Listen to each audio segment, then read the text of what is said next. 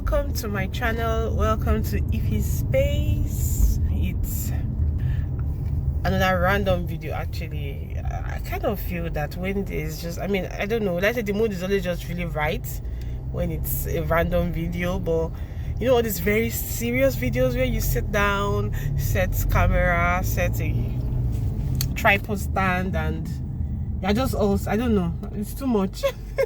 Too much drama happening around just video. Come on, as far as the information is passed across, right? So I kind of really love these very random videos. So today's video is all about family reunification.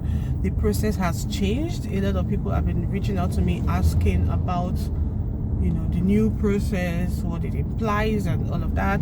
I mean, all of this info that I'm talking about is actually on the website. Like I used to say, in Malta, processes would always change. See, I'm saying this now, this is November 2024. In less than 6 months, it might change again. You know, so because this wasn't the case in 6 months ago, right? So, but basically, this is the new family reunification process. For those who are wondering what family reunification in Malta means, is, and even anywhere in the world, it's just as the name implies, family reunification. So maybe this main applicant has relocated, a member of the family, maybe the husband or the wife has relocated to Malta, and then they want their family to reunite with them, to join them in Malta. That was how we came into Malta. My husband came in first, and then we joined him. Usually family reunification only applies when the main applicant is working. So you cannot be a student and say, oh, let my family reunite with me. No. A lot of people, see, guys, I keep saying this, we need to be very, very careful. There are a lot of fraudulent people out there, or let me know, even though they are not fraudulent, or people that would just want to, let's say, they use it as a clickbait to just maybe get you to register, sign up for something, or, you know, entice you with all sorts. In Malta, at this Malta that I'm living in, not the one that's on, because sometimes when I see some things about that people say about Malta, I'm like, in this same Malta, well, in this Malta where I currently live, where I am now, if you are coming in as a student, your family cannot join you. See, they cannot join you because in fact, I was still arguing with someone, not arguing, but someone was still trying to clarify that, oh, you saw it online that yes, you can, your family can join. They cannot join you. See, if you're married and you have children, or if you just have, even though it's just a spouse you have, they cannot join you until you have completed your studies and then you've started working.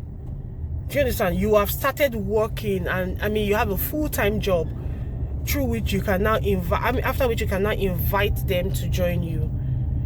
If you are working part-time while studying, they cannot join you, sadly. So family reunification process only works for those who already live and work in Malta. Initially, there was an exception for those who are KEI. I've explained it in one of my videos. I will put the link somewhere up here. KEI are those who earn 35,000 euros per annum and above. Okay, then there's the SEI, those who earn 25 to 35,000 euros. Initially, for KEI and even SEI, you can apply for family reunification for your family members after 3 months. Once you just provide proof that you've been earning and working in Malta for 3 months, that's fine. Okay, but now, as at November 2024, the process has changed. There is an exception. I'll get there. Okay, I'll get there.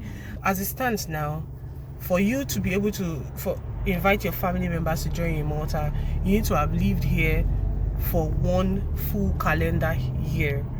So you need to have been working for 1 year. Okay, so if you're a student and maybe after your studies you start, because you need to show some sort of, let's say, proof that you've been getting paid in Malta and earning the 18,000 euros, 18,000 euros plus per year. Okay, gross. Because I was still trying to explain to someone this morning that it is actually gross and not net. 18,940 right, per year, plus an extra 20% of the median wage for each family member. Basically, let's say 20% of 18,940 should be about 3,500, 3,600. I'll put up the exact figure. So an extra, let's say 3,600 euros per extra family member. Do you understand? So if you are a family of 4, you have 2 children and a wife or a husband, a spouse, 18,940 plus 3,600 on each family member. So 3,600 times 3 other family members will be about 10,000 or almost 11,000 euros actually. Okay, 10,009 or so. Well, let's say 11,000 euros. So 11,000 euros plus the 18,940, that's about 29, let's say 30,000 euros. So to be safe, you need to earn at least 30,000 euros if you're a family of 4, and if you need to bring in your family members. If it's just one person, you don't have children, obviously it's 18,940 plus 3,600 euros. So that's about 21,000 plus 12 calendar months from the date that your residence permit is issued. That's quite dicey, because normally when you arrive in Malta and you apply for your residence permit, you don't get it until like 2 months. Sometimes if you are really fast, maybe 1 month, you know, after, or sometimes 3 months. But 3 months is extreme, because of course a lot of things goes into applying for your residence permit, including accommodation that I've talked about severally. Okay, so invariably you need to have been living here for more than 12 months, because it doesn't start from the moment you arrive in Malta, but from when your whatever date is on your residence permit. Most times I think the residence permit starts from the day you apply. I think the day you apply or the day it is approved, not necessarily the day you pick it up, but whatever the case might be, 12 calendar months, and the process takes about 3 months, 3 to 6 months. Okay, so I'll just be going through the required documents. It has not changed as far as I know. Obviously you need photocopy of pages of passports of your family members. You need to write some sort of letter talking about your length of stay, relationship with the family member, and other documents. Okay, you need civil status certificate. So the birth certificate and the marriage certificate has to be attested. Okay, evidence of regular declared tax.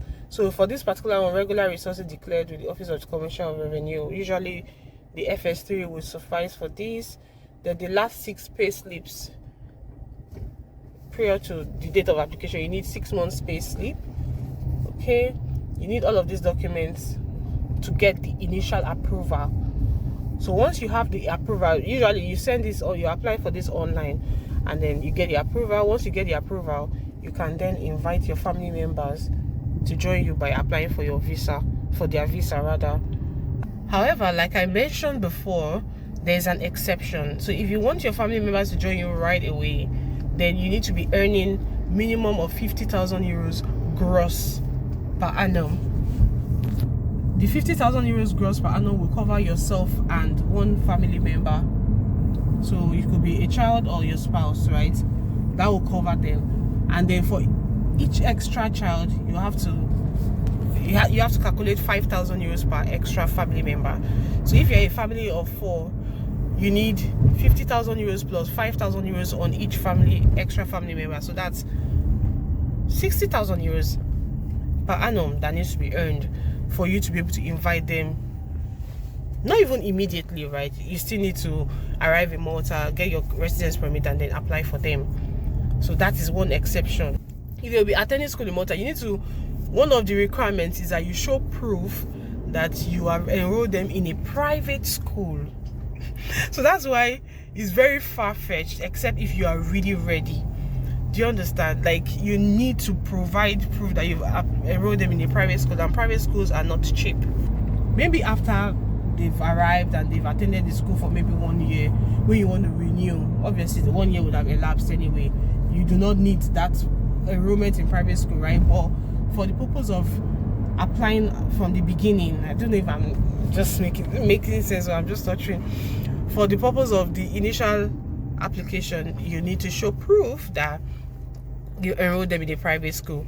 I mean, it is what it is, because they feel like if you're earning 60,000 euros, then you should be ready, you should be able to cover private school fee. These are the requirements and these are the exceptions if you are looking to reunite with your family member. Mind you, family members just includes those minors that are 18 years and below, or it can also be unmarried if you have like children that are above 18 but less than 21 but unmarried.